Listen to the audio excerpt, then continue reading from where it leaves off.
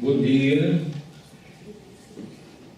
estimados convidados, camaradas em todos os vossos graus e qualidades, minhas senhoras, meus senhores. A saúde, o conceito de saúde operacional é na Marinha muito amplo. Quase que o podemos definir pela negativa, dizendo que só os cuidados secundários, os cuidados especializados de saúde, que são atributo do Hospital das Forças Armadas e de alguns serviços de utilização comum, é que estão fora do conceito de saúde operacional. Todo o resto está incluído na saúde operacional. E a saúde operacional na Armada é coordenada, sobretudo, é coordenada a partir do Centro de Medicina Naval, situado no perímetro da Base Naval de Lisboa, no Alfeite. A saúde operacional da Armada exerce-se fundamentalmente em três vertentes. A primeira vertente é a do recrutamento e da seleção.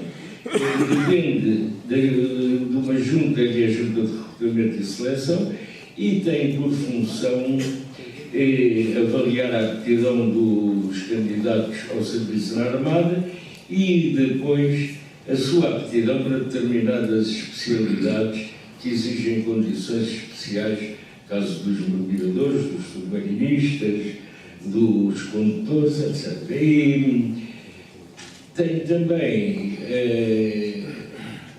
o apoio médico nos chamados cuidados primários, que é dispensado pelos serviços de saúde das unidades e do Centro de Medicina Naval.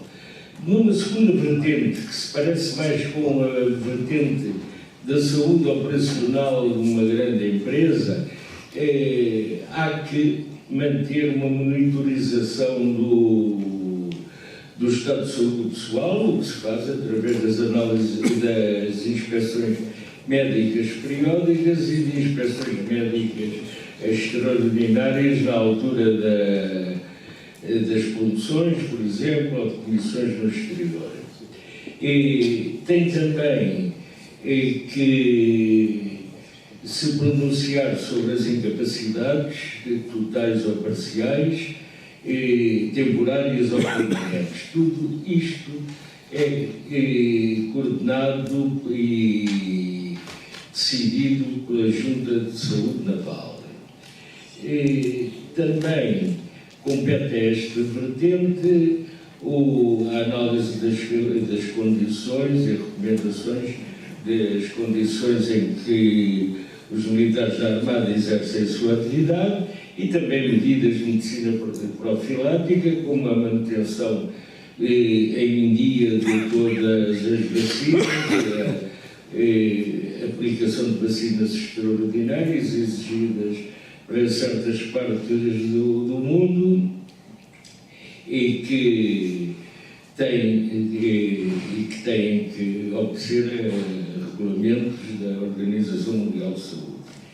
Finalmente, temos a parte propriamente, que podemos chamar operacional, que é o apoio às operações navais. Operações navais que podem estar no âmbito da guerra clássica, como sabemos, operações decorrentes dos nossos acordos internacionais, como temos tido várias, fragata em patrulhamento no Adriático, a luta contra a pirataria na Somália, etc. Temos também as operações de ajuda e apoio humanitário, no caso de desastres ou catástrofes naturais. Tivemos, por exemplo, prestamos um apoio quando das inundações e avalanches na Madeira e temos também tido outras operações, até de extração de naturais portugueses, na Guiné-Bissau, durante um período tumultuoso, e são estas operações, sobretudo as que se desenrolam em teatros de operações em regiões muito pobres, muito carenciadas e em que há grande envolvimento da população civil, muito exigentes para o serviço de apoio operacional.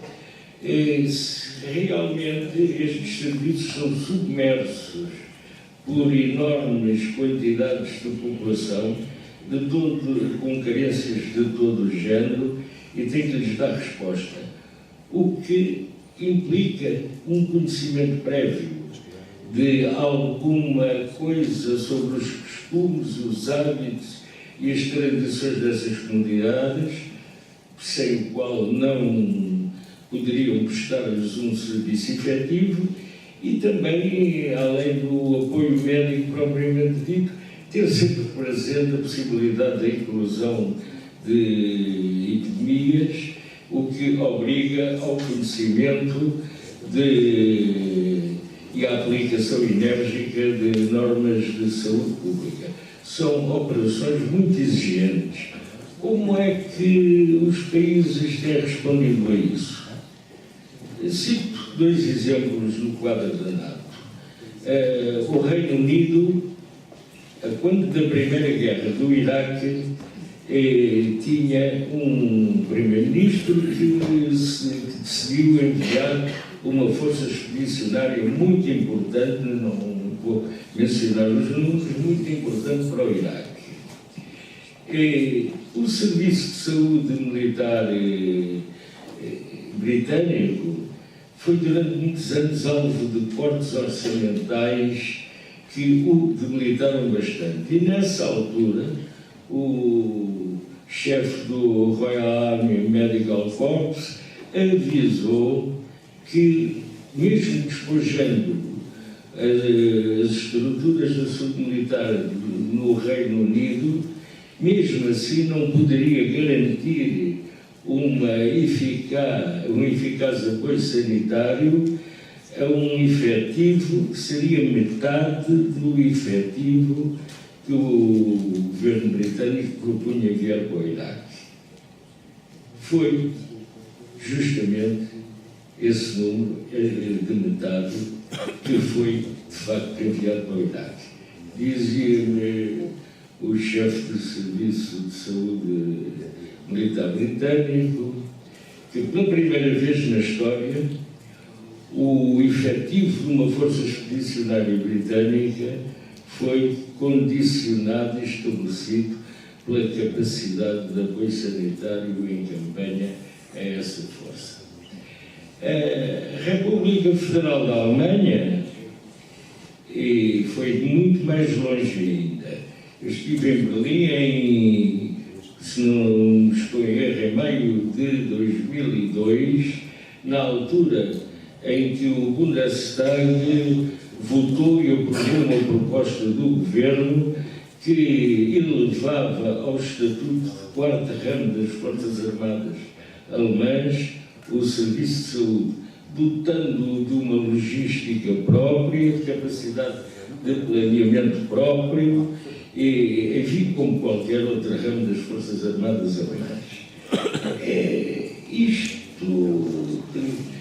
Daqui se depreende, de facto, a necessidade de, em operações militares ou de apoio a populações, quaisquer que sejam, onde quer que sejam, tem que se contar no seu planeamento com as possibilidades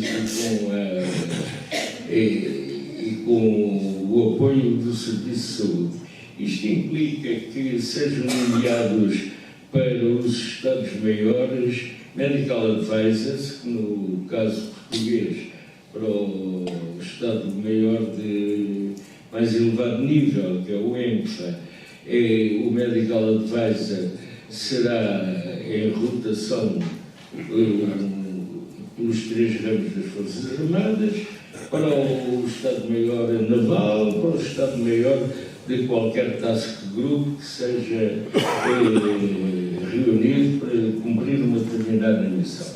É claro que isto implica que os médicos sejam preparados e habilitados para trabalhar em condições de Estado Maior, o que se tem feito com vários cursos no país e no estrangeiro. Também se tem promovido uma melhoria no aspecto operacional da medicina de emergência, com recurso a simuladores, numa colaboração estreita entre o Serviço de Saúde Naval e a Escola de Limitação de Avarias da Armada. Isto tudo tem realmente,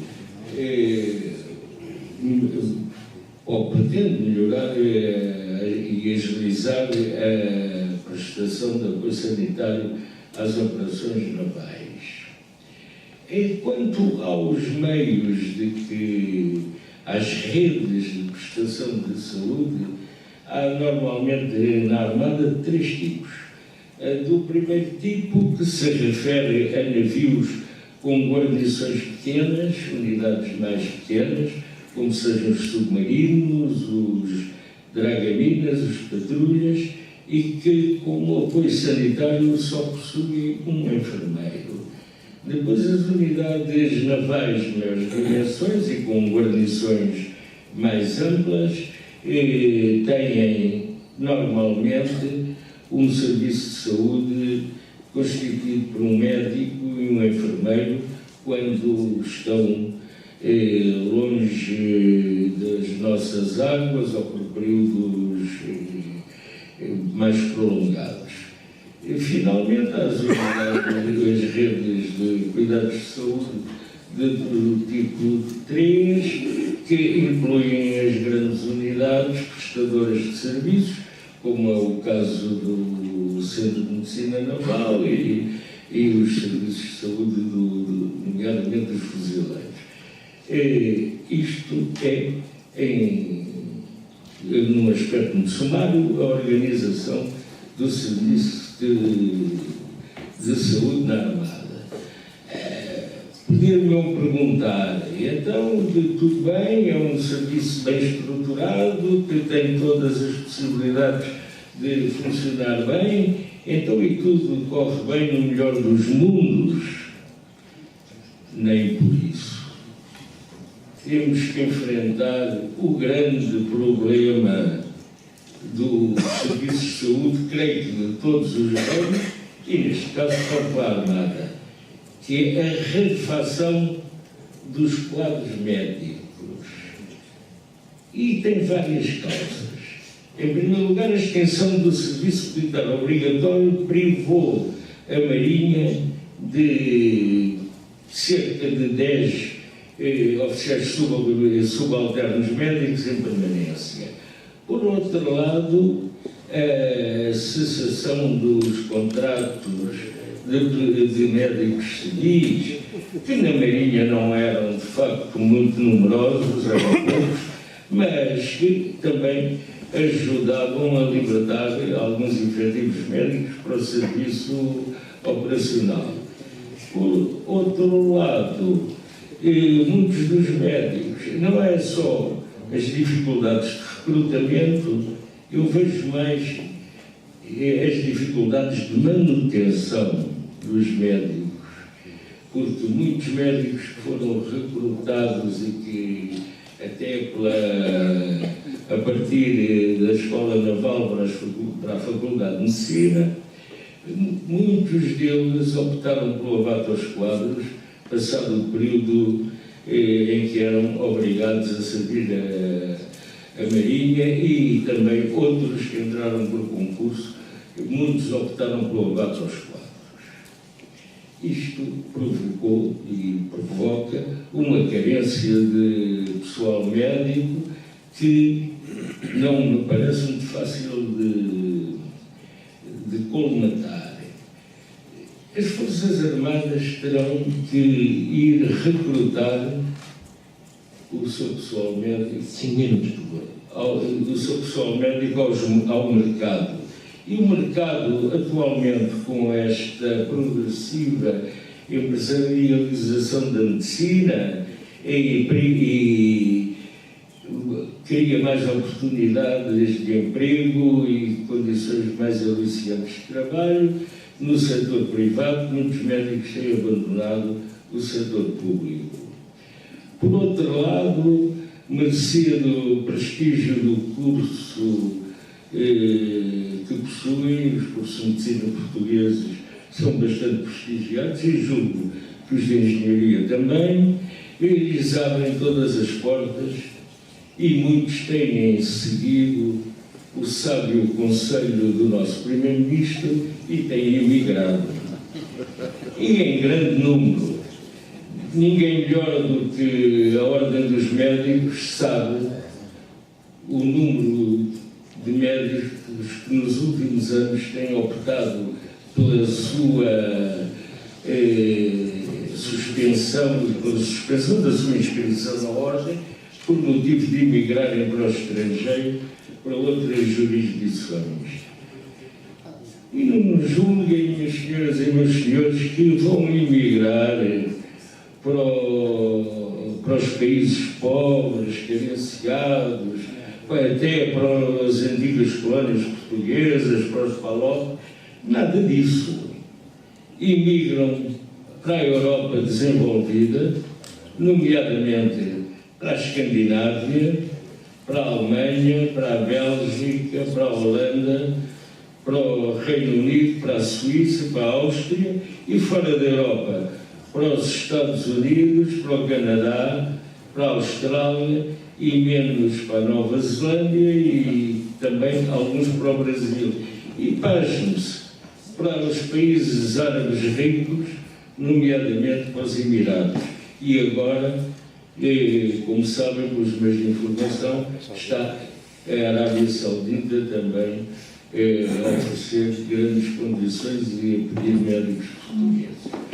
De maneira que é neste mercado que temos que competir. E competir com o quê? O que é que podemos dar? Antigamente, e até há pouco tempo, nos concursos, havia um aliciante, que era a especialidade. E então havia uma interação entre a Armada, as necessidades de médicos especialistas que a Armada tinha, e os desejos dos concorrentes, e então, por ordem de classificação nos concursos, assim escolhiam as especialidades que convinham à Marinha e que também lhes convinham a eles. Isto funcionava e era um incentivo que não era desprezável, não era desprezível, numa altura em que o acesso às especialidades não era muito fácil. Parece, segundo ouvi dizer, que do futuro, em concursos futuros, esta escolha de especialidades vai passar para o Ministério da Defesa, o que vai certamente tornar muito mais difícil uma interação entre os concorrentes e as necessidades e as especialidades médicas. Por outro lado, o que é que pode oferecer mais? Um salário que por si não é aliciante e que nos últimos anos tem sofrido uma acentuada degradação por motivos fiscais e que nada nos garante que não vá continuar a sofrer no futuro. Por outro lado, também uma carreira com grandes constrangimentos às promoções, por vezes mesmo bloqueios, e que não poderemos considerar mais do que medíocre nesse aspecto. Também um abaixamento das expectativas do posto, nos postos finais do topo de carreira, cujo plafond desceu e que Não, 2 minutos, por favor. Não permitem muito mais esperanças em atingir postos muito elevados. Por outro lado, também prestígio. Todos sabemos o que em Portugal, país onde o ter ou o parecer dão muito mais prestígio do que o ser, e que todas as funções do Estado, militares ou civis, são olhadas e frequentemente mal tratadas, e que as reformas e os reformados são muitas vezes encarados como uma espécie de inimigos do Estado. Sabemos que esse prestígio pouco pode contar. Por outro lado, a reforma, todas as semanas na televisão ouvimos doutos comentadores e sábios economistas políticos a lembrar que quando chegar à altura dessas novas gerações se reformarem, não poderão aspirar a muito mais que uma pensão simbólica para eles e para os velhos pensionistas que não tenham tido a sorte de morrer antes. De maneira que é neste quadro que as Forças Armadas terão de recrutar médicos, que terão à sua frente uma carreira que, como todos sabemos, as carreiras militares são extremamente exigentes, exigindo uma disponibilidade total e permanente, também determinados riscos e perigos, e no caso da Marinha, em especial, o facto de se desenvolverem num meio extremamente hostil, que é o mar, que mesmo confinados a uma pequena bolha, que é o navio, todo o resto que nos rodeia é hostil, e falo sentido muitas vezes, com médicos e enfermeiros sozinhos, terem que resolver os problemas que lhes aparecem com poucos meios, como digo, num ambiente difícil, e então temos essas condições para oferecer. Procurar médicos oferecendo o que oferecemos num mercado deste tipo parece-me, oxalá me engane, extremamente difícil. E receio que num futuro mais ou menos próximo, talvez mais próximo do que a maioria das pessoas pensam, quando fizermos um encontro deste género e falemos de medicina militar, nós possamos parafrasear uma velha anedota e dizer: bom, médicos não temos, mas temos cá uma organização. Tenho dito.